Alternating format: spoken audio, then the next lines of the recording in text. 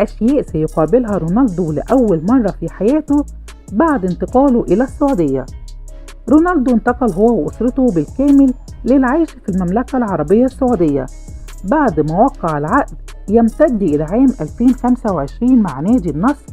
خلال فترة الانتقالات الشتوية سيواجه رونالدو العديد من الأمور لأول مرة في حياته لم يكن معتاد عليها، زي التدريب الليلي.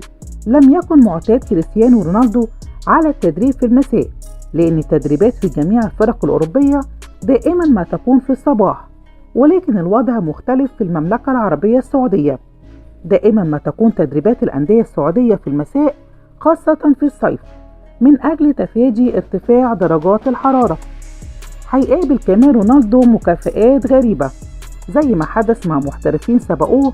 قد يتفاجأ رونالدو بحصوله على مكافآت لم يكن يتخيلها، زي حصوله على حيوانات شرسة، أسد صغير أو صقور أو غيرها، أو إبل أو حصان. وعلى غير المعتاد عليه، قد يحصل رونالدو على مكافأة فخمة من أحد محبي نادي النصر، سيارة فخمة أو قصر في الرياض أو غيرها من الهدايا. رونالدو كمان هيشوف مكبرات الصوت.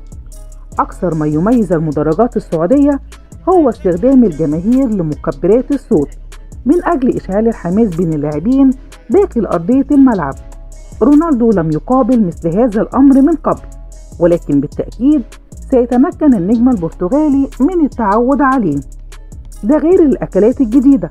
بعدما انتقل هو وعائلته للعيش والاستمرار في المملكة العربية السعودية، سيجد رونالدو أكلات جديدة لن يستطيع مقاومتها، وهتكسر عادته الغذائية تلقائيا. أبرز تلك الأكلات الكبسة والمطازيز والمنسف والجريش والمفتح والهريس والعريكة وغيرها. سيقدم رونالدو وأسرته على تجربة هذه الأكلات. غير القهوة السعودية، يجب أن يتم إخبار رونالدو إنه من غير المقبول اجتماعيا في المملكة العربية السعودية رفض كوب القهوة المقدم له، لأنه إذا رفض أن يتناولها سيفوت الكثير. وهناك الكثير من اللاعبين الأجانب الذين وقعوا في حب القهوة، أبرزهم الفرنسي جوميز لاعب الهلال السابق الذي أصبح مدمنا لها. جوميز كان يتعامل مع القهوة السعودية مثل المشروب الذي يمنحه الطاقة، ورونالدو سيجربها بكل تأكيد، وقد يقع في حبها مثلما سبقوه من اللاعبين.